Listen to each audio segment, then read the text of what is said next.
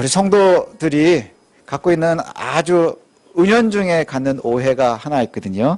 그 오해가 뭐냐 하면 우리가 믿음의 확신으로 구원받는다 하는 겁니다. 믿음의 확신으로 구원받는다. 예, 이게 되게 맞는 말 같지만 자세히 보면 좀 구분해야 될 것이 있어요. 뭐냐 하면 믿음의 확신으로 구원을 받는 게 아니라 믿음으로 구원받는 겁니다.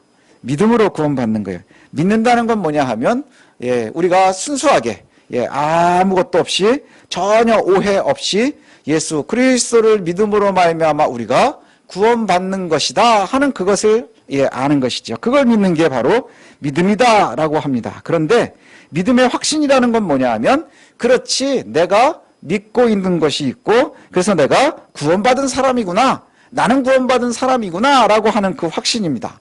확신 자체는 굉장히 강력할 수 있어요. 확신은 되게 강력합니다. 근데 문제는 뭐냐 하면 그 확신이 아닐 수도 있다는 거예요. 아닐 수도 있다는 것이 우리를 되게 위험하게 하는 것이죠. 마태복음 7장에 보면 예수님께서 산상수훈을 쭉 말씀하시면서 거의 마지막 부분에 가면 이런 말씀을 하세요. 나에게 주여 주여 하는 자가 다 천국에 가는 게 아니야. 예, 누가 천국에 가요? 아버지의 말씀대로 행하는 자들이 가는 거야. 여기에서 우리가 알 수 있는 게 뭐냐 하면 우리는 주여 주여 주여 부르면서 어디는 삼창도 하고 오창도 하기도 해요. 그러면서 내가 확신을 갖는다고 하나님께 가는 게 아니야. 그렇다고 우리가 구원받는 게 아니야. 우리가 구원받는 건 뭐냐? 내가 하나님의 말씀대로 내가 구원받았다는 것을 알아서 그 하나님이 원하시는 삶을 살아내는 것이 우리가 참된 믿음을 갖고 있다는 증거라는 거예요. 근데 마지막 때가 되면 어떤 문제가 생기느냐? 내가 정말로 하나님 앞에서 온전히 서 있는 것처럼 정말 강력한 신앙을 하는 것 같지만 가짜들이 있다는 거예요. 내가 주여 주여 하는 자들, 그 주여 주여 하는 자들의 예를 예수님께서 직접 말씀하시거든요. 예수님께서 직접 말씀하시는 가짜들이 어떤 자들이냐 하면 주의 이름으로 선지자 노릇을 합니다. 주의 이름으로 선지자 노릇을 하고요. 그 다음에 주의 이름으로 귀신도 쫓아내고요. 주의 이름으로 권능도 합니다. 그럼 우리가 볼 때에 가장 강력한 것들의 예가 다 나오지 않습니까? 선지자 노릇을 한다는 게 뭐예요? 아마 지금으로 얘기하면 설교를 기가 막히게 하는 겁니다. 설교를 기가 막히게 하는 거예요. 주의 이름으로. 귀신도 쫓습니다. 귀신을 쫓는다는 게 뭐겠어요? 예, 지금으로 이야기하면 아주 권능이 있어서 신유의 은사도 나타나기도 하고 예언을 하기도 하고 또 뭐 여러 가지 능력을 베푸는 겁니다. 주의 이름으로. 또 여기에 보면 예, 권능을 행합니다. 권능을 갖는다는 것은 요즘으로 이야기하면 또 뭘까요? 그분이 가는 곳마다 많은 사람들이 모이고 큰 무리가 이루어지고 그 다음에 권력도 많이 갖게 되고 큰 건물을 세우고 우리가 생각하는 성공이라고 하는 성공가도를 달리는 겁니다. 뭘로요? 주의 이름으로. 그런데 이 세계가 뭐냐? 나더러 주여 주여 하면서 하늘나라에 못 갈지도 모르는 사람들의 모습입니다. 그리고는 마지막에 오히려 내 아버지의 뜻대로 행하는 자들이 가는 거야 이겁니다. 그러니까 우리가 구원의 확신은 눈에 보이는 것을 가지고서 가질 수 있어요. 권능이 막 나타나니까 신유의 은사가 막 나타나니까 기가 막힌 말씀이 선포되니까 여기에 있구나라고 그리고 그것이 나구나라고 생각할 수 있다는 거예요. 그런데 우리가 스스로 돌아봐야 되는 건 뭐냐? 우리의 삶을 봐야 된다는 거예요. 정말로 예수 그리스도의 사람인가? 그렇지 않은가? 예, 불안하게 하는 영인가? 아니 유혹하는 영인가? 이것은 그 권능으로도 장담할 수 없고요. 그리고 그 선지자 노릇하는 것으로도 알 수 없고요. 그 다음에 귀신을 쫓아낸다 해도 알 수가 없는 거예요. 결국은 열매로 아는 겁니다. 열매로. 그들이 어떻게 행하느냐 하는 것을 보고서 알 수 있다는 것이죠. 이스라엘은요. 오늘 본문에 나오는 이스라엘은 굉장히 독특한 사람들입니다. 왜냐하면 거절할 수 없는 구원을 경험한 사람들이에요. 그리고 지금도 그 구원의 길에 있는 사람들입니다. 하나님께서 애굽을 권능으로 이기셨어요. 누구를 위해서요? 이스라엘을 위해서. 왜 그러셨어요? 아브라함과의 언약을 기억하셔서. 그래서 노예로 살고 있었던 이스라엘을 하나님께서 건지셨단 말이죠. 이스라엘의 노력이 뭐가 있었습니까? 없었어요. 하나님께서 그냥 언약을 기억하셨고 그들이 부르짖는 소리를 들으셨고 그래서 이스라엘의 하나님이 애굽으로 직접 이기셨다는 거예요. 그래서 재앙을 내리시고 홍해를 건너게 하시고 그리고 이끌어내셨어요. 그리고 광야로 나온 다음에는 물을 먹이시고 그 다음에 추위와 더위로부터 지키시고 음식을 주시고 그러면서 끊임없이 보호하고 계세요. 지금도 눈에는 불기둥이 보이고 구름기둥이 보이고 오늘 아침에도 만나를 거둬들였습니다. 하나님이 없는 이스라엘은 지금은 상상을 할 수가 없는 거예요. 그렇죠? 온 삶이 하나님의 보호 아래 있으니까. 하나님이 없는 이스라엘은 생각할 수 없습니다. 마치 뭐와 똑같으냐? 아주 어린 아기들이 있어요. 어린 아기들. 어린 아이들이 엄마 없는 어린 아이를 생각할 수 없는 것과 똑같죠. 그 아기들에게 있어서 누워서 바둥바둥거리고 막 이러고 그 다음에 조금 이제 일어나서 아장아장 걷는 아이들이 있어요. 얘들은요 절대적으로 엄마의 보호하심이 없으면 생존할 수가 없습니다.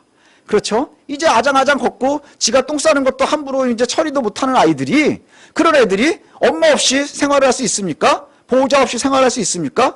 그건 상상도 할 수 없는 거예요. 그러니 엄마에 대한 신뢰가 어마어마하겠죠. 그래서 엄마가 보이지 않으면 아이들은 불안해합니다. 자연스럽게 아주 불안해지는 거예요. 한번 상상을 해보십시오. 그런데 엄마가 잘 안 보여요. 그래서 아이가 조금씩 불안해지기 시작했어요. 그런데 갑자기 아빠가 오더니 모르는 엄마를 갖다가 갑자기 아줌마를 보더니 지금부터 이 아줌마가 네 엄마야. 이러면 아이가 어떻게 할까요? 더 불안해지기 시작하는 겁니다. 더 불안해집니다. 왜 그럴까요? 이 아이가 엄마에 대한 믿음은요, 오류가 없는 거예요. 그냥 그 엄마이기 때문에 오류가 없는 거예요.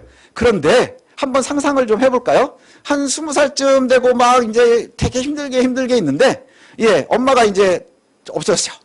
그런데 어느 날 아빠가 굉장히 멋지고 능력 있고 기가 막힌 아주머니랑 와서 이제부터 네 엄마야. 혜택이 너무 많은 거예요. 그래서 갑자기 엄마를 좋아하기 시작한다. 나쁜 거 아니죠? 나쁜 거 아니에요. 그런데 이렇게 나가면서 그 조건을 보고 엄마를 고른다는 것은 옳지 않다는 거예요. 그렇죠. 그 조건이 우리에게 좋은 엄마가 되는 건 아니라는 거죠. 아무리 멋져 보이고 조건이 좋아도 엄마가 아닌 것을 아이들은 압니다. 근데 이스라엘은 우리가 지난주에 살폈었던 것을 보면 이스라엘은 모세가 보이지 않으니까 엄마가 보이지 않는 그 아이처럼 불안해지기 시작했어요. 이스라엘이 굉장히 불안해하기 시작을 했습니다. 그러자 엄마가 어딨지? 엄마가 어딨지? 막 찾아요. 그래서 모세 어디 갔니? 우리를 이끌어냈었던 그 모세가 왜 안 내려오지? 안 내려오지? 불안해합니다. 그러자 갑자기 옆집 아줌마를 들이대는 것처럼 아론이 금송아지를 만들었어요. 금송아지를 만들어서 뭐라고 얘기했습니까? 오늘부터 니네 하나님이야. 이스라엘을 애굽에서 건진 오늘부터 이 금송아지가 너희 하나님이야. 이스라엘 사람들이요 너무 행복해졌습니다. 너무너무 행복해졌어요. 왜 행복해졌나요? 믿음의 확신이 생긴 겁니다. 그동안 하나님은 음성으로만 들렸을지도 모르겠고 잘 모르겠고 그냥 하지만 생활을 갖다가 장악하고 계시는 건 알겠는데 이제 드디어 우리가 생각하고 있는 확신이 뭐였느냐? 그래, 애굽에서 가지고 있었던 여러 가지 신전의 모습, 신상의 모습, 이게 아주 찝찝하긴 했는데 이게 생기는 순간에 이 사람들은요 참으로 확신이 생긴 겁니다. 확신이 생겨서 그 증거가 뭐냐? 그들이 여호와의 절기에 예배하고 제사하기 시작했어요. 하나님께서 주신 그 말씀대로 했습니다. 그래서 번제를 드리고 화목제를 드리면서 찬양하고 거기에 보니 제사는 잔치와 같았습니다. 이게 바로 잘못된 믿음의 확신이거든요. 이스라엘의 잘못된 믿음의 확신의 결과가 뭐냐? 결국엔 우리는 정말 잘하는 것 같아요. 의심이 전혀 없어요. 그런데 그 결과가 뭐냐? 언약의 파기라는 거예요. 언약이 망가져버린 거예요. 그 증거가 뭐냐? 모세가 돌판을 깨버렸어요. 돌판이 깨진다는 거는 요즘으로 얘기하면 뭐와 똑같으냐? 계약서를 찢어버린 겁니다. 계약서가 다 발기발기 찢어져 버린 거예요. 이제 계약이 더 이상 존재하지 않습니다. 그런데 계약이 존재하지 않으면 그냥 끝나는 것 같지만 그 뒤에 나오는 일들은 되게 크죠. 뭐가 있나요? 위약금도 물어야 되고 뭐 여러 가지 문제들이 생깁니다. 하나님과의 언약도 마찬가지입니다. 너는 내 백성이 되고 내가 네 하나님이 되는 거야. 그 언약이 깨지는 순간에 진멸이 돼야 되는 거예요. 이제 더 이상 보호 아래 있는 게 아니라 너희는 나의 벌을 받아야 되는 거다. 그게 바로 그 언약이니까요.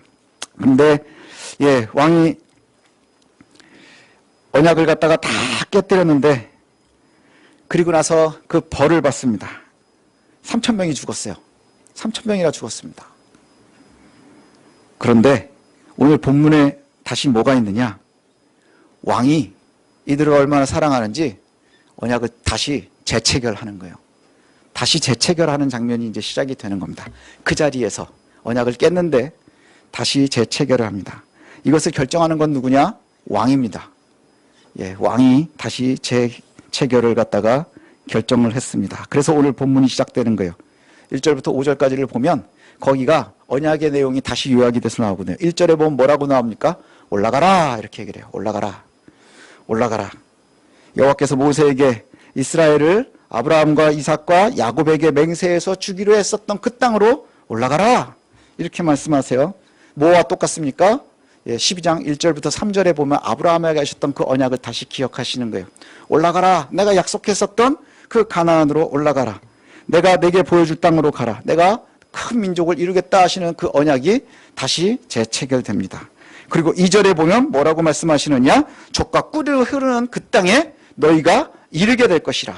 근데 거기에 가면 문제가 생깁니다. 문제들이 있어요. 뭐냐? 가나안도 있고 아모리, 헷, 브리스 족속도 있고, 기부스, 여부스도 있고, 히위도 있고 이렇습니다. 근데 그들을 다 몰아내고 그곳을 너희들이 차지하게 될 것이라. 내가 너의 편이 될 것이다. 이렇게 약속하시는 거예요. 젖과 꿀이 흐르는 땅에 가는 것이 어렵겠지만 내가 그것을 차지하게 할 것이라. 그리고 나서 이제 문제가 생깁니다. 그런데 이 사람들에게 이제 문제가 생긴 게 뭐냐? 언약을 자꾸 어기는 거예요. 3절에 하나님께서 뭐라고 말씀하시느냐 하면 왕이 화가 난 게 이렇게 은혜를 베풀어서 언약을 갱신하시는데 한 가지를 이야기합니다. 뭐냐 하면 언약의 땅, 젖과 꿀이 흐르는 땅으로 인도할 것입니다. 그런데 문제는 뭐냐? 여호와께서는 같이 가지 않겠다는 거예요. 올라간다 하는 게 이제 위로 올라가는 거거든요. 가나안으로 가는 건데 내가 너희와 함께 가나안에 가지는 않을 거야.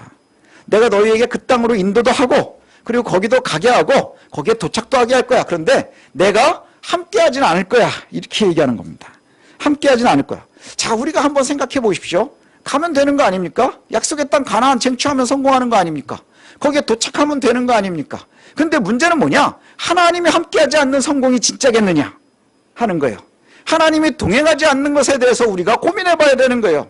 우리는 지금 목표를 가지고 목표지향적인 삶을 살고 막 그러면요. 어떤 목사님들은 뭐 굉장히 성공에 대해서 굉장히 얘기도 하고 막 하잖아요. 그런데 내가 원하는 건 내가 소망하는 것을 다 갖는다고 해서 그것이 정말로 언약의 완성이냐? 한번 고민해 보셔야 돼요. 뭐냐? 하나님이 함께 가지 않는데 결과물들이 다 나에게 주어졌어요.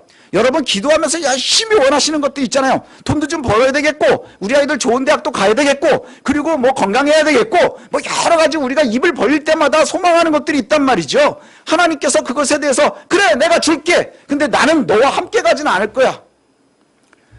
어떠십니까? 좋습니까? 고민 한번 해보셔야 돼요.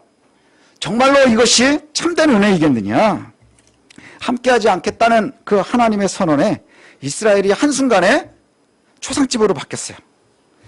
초상집으로 완전히 바뀌어버렸습니다. 이스라엘이 너무너무 슬픈 거예요.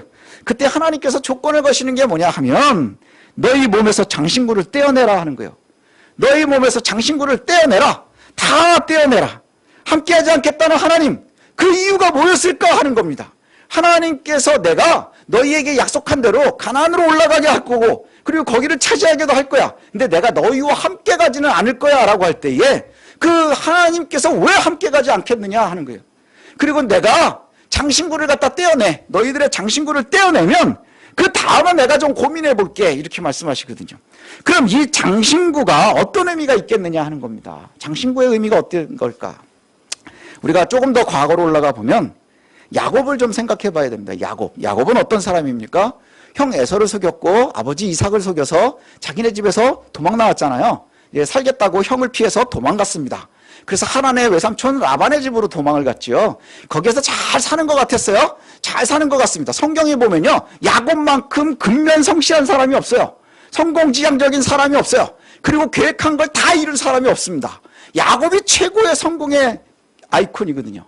그런데 자기 집에서 도망을 갔어요. 그리고 삼촌 라반의 집에서 열심히 살았습니다. 결과가 뭐냐? 삼촌 라반 모르게 도망 나와야 됐어요. 그 얘기는 뭐냐? 끊임없이 도망 다녀야 된다는 거예요. 어느 곳에서도 안정적이고 행복하고 정말로 좋은 삶을 살지를 못하고 있었다는 거예요. 다시 이제 삼촌네 집에서도 도망 나왔습니다. 그러자 누가 또 기다립니까? 형이 또 죽이겠다고 기다리는 거예요. 그래가지고 거기에서 또 머리를 엄청나게 씁니다. 막 머리를 엄청나게 써가지고 뇌물을 가지고 형의 노여움을 갖다가 녹이잖아요. 그래 놓고는 또 형은 다시 니네 너 있는 곳 저 세일로 돌아가게 하고, 그리고는 야곱은 어디로 갑니까? 숫곳이라고 하는 곳으로 가거든요. 숫곳이라고 하는 곳에 가가지고 우릿간을 짓습니다. 우릿간이라는 게 뭐냐 하면 짐승들을 갖다가 가둬놓는 곳이에요. 가둬놓는 곳. 그러니까 이전에 야곱은 어떤 곳이요? 돌아다니면서 유목을 한다고 하면 우릿간이라는 건 이제 정착을 하겠다는 의미예요. 정착을 하면서 여기에서 이제 가축들을 기르면서 내가 살아야 되겠구나. 그리고는 그 옆에 세겜으로 가가지고, 세겜은 도시입니다. 그 도시에 돈을 주고 땅을 사요. 너무너무 머리가 좋은 거 아닙니까? 나 이제 이곳에서 좀 안전한 곳에서 정착을 해야 되겠어. 그리고는 싸울 수 없으니 내가 돈을 주고 땅을 사야지. 그래가지고 세겜에서 돈을 주고 땅을 샀습니다. 그리고 나서는 그 땅에다가 이름을 붙이는데요. 얼마나 은혜로운지 몰라요. 엘엘로에 이스라엘. 이스라엘의 하나님 여호와, 이런 뜻입니다. 믿음의 확신이 가득하지 않습니까? 엄청나지 않습니까? 이때 아마 야곱은 자기의 인생 중에 최고로 평화로웠을 거예요. 왜냐? 이제 더 이상 형도 고민하지 않아도 되고, 삼촌 라반도 고민하지 않아도 되고, 어디로 가야 될지 고민하지 않아야 되고, 이제는 어디에 있으면 되느냐? 우리간에다가 내 재산 다 갖다 몰아놓고 여기서 잘 관리하면 되고, 내 땅도 샀으니 이제 정말 살기 좋은 곳 그 세겜 도시에서 내가 편안하게 살면 이제 노후는 다 완성이 되었겠구나 라고 하면서 정말로 행복한 안정감을 갖다가 누리면서 살았을 거예요. 가장 안정적인 느낌을 받았을지도 모르겠습니다. 그런데 거기에서도 문제는 생기죠. 예, 디나가 겁탈당하면서 전쟁을 치르게 되고, 그리고 나서는 더 이상 세겜에도 있을 수 없게 된 거예요. 세겜에도 있을 수 없게 됩니다. 야곱은 세겜에서 영원히 행복할 줄 알았거든요. 모든 게 다 잘 될 줄 알았거든요. 그리고 완성이 되었다고 눈에 보였거든요. 그리고 내가 다 잡았다고 믿었거든요. 믿음의 확신이 가장 강력한 때가 바로 거기 아니었겠습니까? 정말 내가 다 가졌구나 라고 생각하고 있는데, 이젠 더 이상 내가 부러울 것도 없고 겁날 것도 없겠구나 하는 그 순간에 또 거기에 있을 수 없게 된 거예요. 아무것도 이제 바랄 수 없습니다. 왜냐? 고향에도 갈 수 없고, 그 다음에 삼촌네로 도망갔던 곳에서도 실패했고, 내가 나름대로 성공하면서 정착하려고 했었던 곳에서도 실패했어요. 이제 어디로 갈 수 있습니까? 그런데 그때에 창세기 35장에 보면 하나님께서 야곱을 다시 찾아오세요. 근데 성경에 보면 야곱이 하나님을 찾은 적이 없습니다. 야곱이 하나님을 찾질 않아요. 도망을 가면서도 자기가 장자권을 가지고 막 할 때도 내가 원하는 것을 쟁취하는 것이 굉장히 목적이었지, 하나님과 동행하는 것에 대한 전혀 관심이 없습니다. 도망을 막 가는데요, 베델에서 하나님께 기도할 때에도 보면 그가 믿음으로 언약을 세우는 것 같지만, 그 성경을 쭉 한번 보십시오. 거기에서 왜 야곱이 제사를 했을까? 하나님과 언약을 맺었을까? 그래서 환상을 봤기 때문인 거예요. 하늘이 열리고 사다리가 내려와서 막 천사가 오르락내리락 하는 걸 보더니, 야, 이 땅 여기가 굉장히 신령한 곳인가 보다. 그리고는 제사를 부린 거예요. 예, 기름 붓고, 그리고 나서 하나님께 제사하고 기도할 때 뭐라고 얘기를 해요? 하나님 나를 살려주시면 내 하나님 될 수 있습니다, 이겁니다. 믿음의 확신을 갖고 있는 거예요. 그럼 이 사람의 확신은 어디에서 올까요? 내가 돈 많이 벌면 하나님 나와 함께 하는 겁니다. 내가 잘 먹고 잘 살아서 여기로 다시 돌아오면 하나님 나와 함께 하는 겁니다 라고 조건을 다 들여놓고, 그러면 그때 가서 내가 하나님을 인정하겠습니다. 그리고는 그 이후로 야곱은요, 여러 가지 사건들이 있죠. 삼촌 라반의 재산을 2배로 불려가면서도요, 하나님을 찾은 적이 없습니다. 하나님을 찾은 적이 전혀 없어요. 정말 열심히는 살았거든요. 원하는 아내를 위해서 14년을 갖다 하루처럼 막 다 쟁취했죠. 못 가진 게 없습니다. 그런데 하나님을 찾지를 않았어요. 마치 이것과 똑같죠. 너희가 올라가라, 내가 줄게. 그런데 나는 너희와 함께하지 않을 거야. 다 가졌죠. 근데 그 마지막에 야고보에게 하나님께서 찾아오십니다. 드디어 말씀하시는 거예요. 뭐라고 말씀하시느냐? 너 나 피해서 도망갈 때 만났었던 곳 있지 않냐? 베델로 올라가라. 이거는 하나님께서 다시 언약을 기억해 주시는 거예요. 고통스러운 애굽의 노예들에게 찾아가셨던 그 하나님이 지금 나름대로 성공가도를 달리고 있었던 것 같은 그 야곱이 더 이상 물러날 수 없는 곳에 있을 때에 여호와께서 다시 찾아오신 거예요. 언약을 다시 쟁취하신 겁니다. 재체결하시는 겁니다. 그때 확신을 가지고 살아가던 그 야곱이 더 이상 자신의 확신을 의지할 수 없는 것을 알게 된 거죠. 그리고 나서는 베델을 향하면서 베델로 떠나기 전에 야곱이 제일 먼저 하는 것이 뭐냐?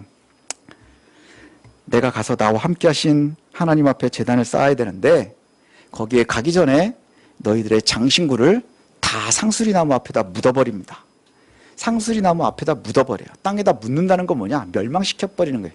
단절입니다. 그 시대의 땅 밑은 죽음입니다. 다 버리는 것이죠.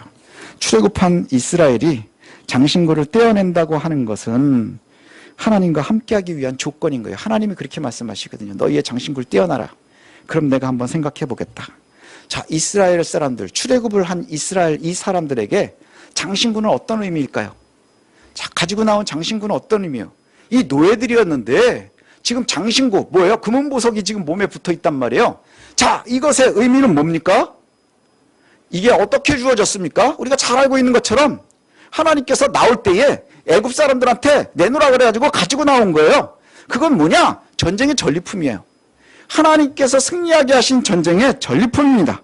하나님께서 우리 편이고 우리가 이겼어 라고 하는 것에 대한 상징입니다. 이 전리품을 보면서 확신이 가득했을 거예요. 어떤 확신이 가득했을까요? 우린 절대 실패하지 않을 거야. 우린 절대로 성공할 거야. 하나님이 우리 편이야. 왜요? 그 하나님이 나와 함께 싸우셔서, 나를 위해서 싸우셔서 이긴 것에 대한 증거가 전리품이기 때문인 거예요. 이것이 그들의 믿음의 확신의 증거였을 것이고요. 승리의 상징이었을 거고요. 하나님의 동행의 상징이었을 거예요. 그래서 이 확신에, 믿음의 확신에 나온 결과물이 뭡니까? 장신구를 다 녹여서 만들어 놓으니 금송아지가 나온 거예요. 그것들의 합산이니 얼마나 믿음의 확신이 가득했겠습니까? 그런데 그 장신구라는 것이요, 그 당시에 보면 어떤 의미를 갖느냐? 모든 장신구들은 지금처럼 그냥 단순하게 멋있어지고 싶어서 이뻐지고 싶어서의 의미만을 갖고 있지 않아요. 장신구들에는 대부분 신상이 그려져 있습니다. 신상이 그려져 있어요. 그 신상이 그려져 있다는 게 뭐예요? 내가 그들의 신들과 함께하고 있다 하는 거예요. 어쩌면 이스라엘 사람들도요, 그 신상들을 갖다 가지고 있으면서 자기들이 각자 생각하고 있는 여호와의 형상들이 있었을 거예요. 장신구를 매달고 다니면서 내가 생각하고 있는 하나님의 모습을 보면서 그렇게 확신이라고 하는 것과 함께 우상을 몸에 지니고 다녔던 거예요. 확신의 전리품은 힘들 때 그들한테 위로가 되지 않았겠습니까? 제일 불안할 때, 승승장구하던 그 모세가 사라져서 보이지 않을 때 금송아지로 대체할 수 있었던 게 바로 장신구입니다. 장신구의 결과물인 거예요. 그러나 당시에 그 문화들을 보면 참 신기한 게 있어요. 뭐냐 하면 이스라엘 사람들은 출애굽하기 전까지 애굽에서 노예였습니다. 노예 생활을 한다는 건 뭐예요? 살아있지만 죽은 거와 마찬가지 아닙니까? 살아있다는 게 별 의미가 없는 삶을 살고 있었다는 거예요. 아무런 소망도 없고 아무런 노력의 대가도 없이 그냥 죽지 못해서 오늘 하루하루를 그냥 목숨이 붙어 있으니 사는 존재들이 바로 노예입니다. 애굽에 노예에 있었던 이 이스라엘이 하나님께서 절대적으로 강력하게 도우셔서 출애굽시키셨어요. 밖으로 데리고 나오셨습니다. 근데 재밌는 건 뭐냐? 그 이스라엘이 잠깐 어려움을 만날 때마다 가장 그리워하는 곳이 애굽이에요. 가장 그리워하는 곳이 애굽이에요. 나오자마자 홍해에서 다 갈라져 나왔습니다. 그랬더니 또 사람들이 내가 그냥 애굽에 있었으면 좋은데 데리고 나와서 죽이려고 나왔느냐 뭐 이러죠. 또 마라에 가서 물 먹을 게 없으니까 또 여기서 우리 목말라 죽게 하려고 그러느냐. 거기 있었으면 좋았을 텐데 근데 배고프니까 야 우리가 거기 있으면 부뚜막에서 고기도 가끔 먹고 뭐 이랬는데 우리가 죽이려고 하느냐. 그러면서 정말로 노예로 살고 있었던 그곳을 언제요? 우리가 순간순간 그리워하더라는 거예요. 순간순간 그 사람들이 그리워합니다. 끊어내지 못해요. 이스라엘이 여전히 애굽의 흔적을 몸에 지니고 살면서 과거의 나의 죄된 모습을 다 가지고 다니면서 그리고 내가 생각하고 있는 나의 조건으로 하나님을 재단하면서 그러면서 하나님의 나라를 갖다가 내가 가고 있구나 라고 하는 확신 속에 살고 있는 겁니다. 단절하지 않은 애굽의 흔적은요, 하나님의 약속의 땅 적과 꿀이 흐르는 가나안과 어울리지 않습니다. 같이 갈 수가 없다는 거예요. 근데 하나님이 요구하시는 게 뭐예요? 장신구를 버리라. 과거의 흔적을 버리라. 예수님이 회개하라. 이것과 똑같은 말씀인 거예요. 장신구를 버려라. 그럼 내가 너희를 어떻게 할지 정하겠다. 첫 번째 조건이 바로 과거의 죽음의 삶을 살았었던 애굽을 너희들한테서 정말로 다 지워버려 이겁니다. 이스라엘이 장신구를 버린 후에 모세가 여호와께 요구를 합니다.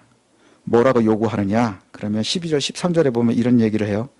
주께서 이전에 나는 너를 잘 알고 너는 내게 은혜를 입었다고 하지 않았습니까? 예, 하나님께서 그렇게 말씀하셨다는 거죠. 나는 널 잘 알아. 너는 나한테 은혜 받은 존재들이야. 우리한테도 그렇게 말씀하시죠. 하나님 우리를 나보다도 더 잘 아신다고 우리가 믿고 있잖아요. 그리고 하나님께서 우리와 함께 하신다, 은혜를 주신다 이렇게 말씀하시잖아요. 그런데 정말로 내가 은혜를 입었다면 뭐가 중요한 걸까요? 나와 함께 하신다는 걸 보여줘야 되는 것 아닙니까? 이게 모세의 고백인 거예요. 가나안 땅을 갖는 게 중요한 게 아니라 하나님과 함께 가야 하는 거예요. 하나님과 함께 가야 되는 거예요. 내가 주의 백성인 것을, 내가 주의 은혜를 경험하게 해주십시오. 그 경험이 무엇으로 가능한 거예요? 하나님이 나와 동행한다고 할 때에 그것이 가능해진다는 거예요.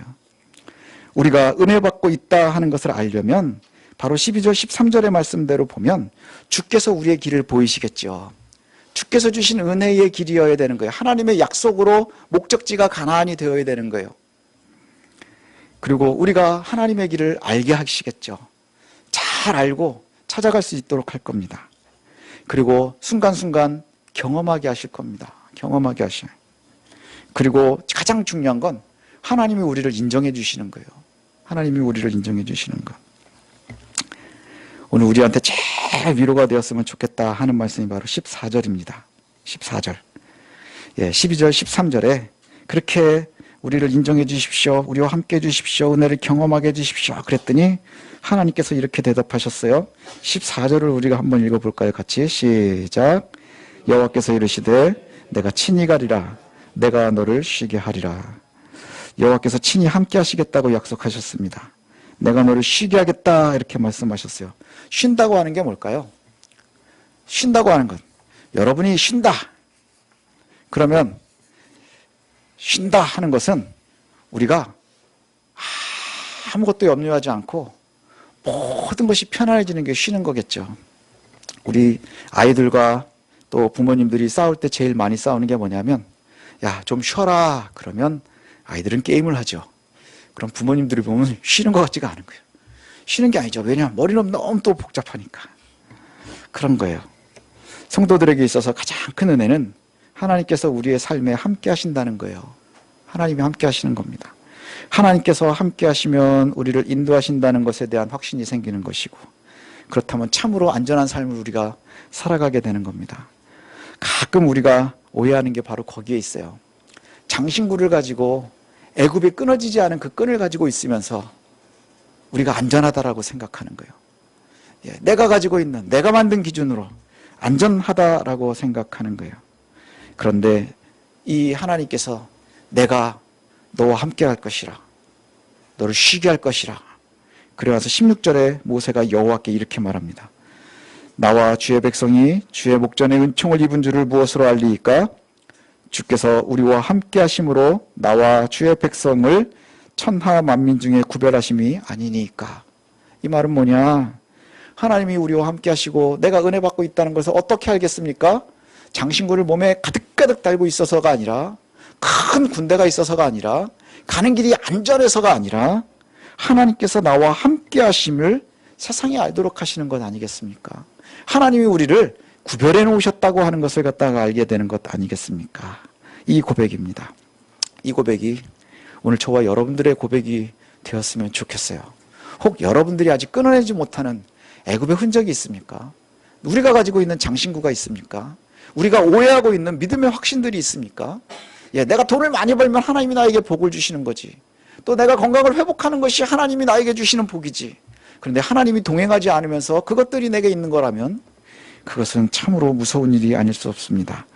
우리가 하나님의 은혜를 입었다는 것을 어떻게 알 수 있겠습니까?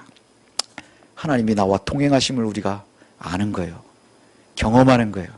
그리고 그것을 하나님께서 우리에게 보여주시는 겁니다. 우리가 결과를 책임지는 것보다 하나님께서 우리와 동행하심에 대해서 좀 신뢰할 수 있는 저와 여러분들이 되시기를 원합니다. 하나님을 철저하게 신뢰할 때 가장 중요한 것, 장신구를 버리는 거예요. 내가 가장 좋아한다고 생각하지만 과거의 흔적인, 죄의 흔적인, 죄를 놓아버리지 못한 나의 습관이 있습니까? 나의 고집이 있습니까? 나의 확신이 있습니까? 그것들을 놔야 비로소 하나님이 우리와 동행하시는 거예요. 장신구를 가지고 가나안에 갈 수 없습니다. 장신구를 다 내어버리는 후에 야곱은 비로소 베델로 가서 엘 베델을 선언하는 겁니다. 예, 이제 우리에게도 그와 같은 단호한 믿음의 시작이 저와 여러분들의 삶에서 있었으면 좋겠습니다. 그리고 모세가 고백한 것처럼 정말로 하나님이 나와 함께 하심을, 그것이 우리에게 가장 큰 은혜가 아니겠습니까 하는 고백이 저와 여러분들에게 있어지길 소원합니다.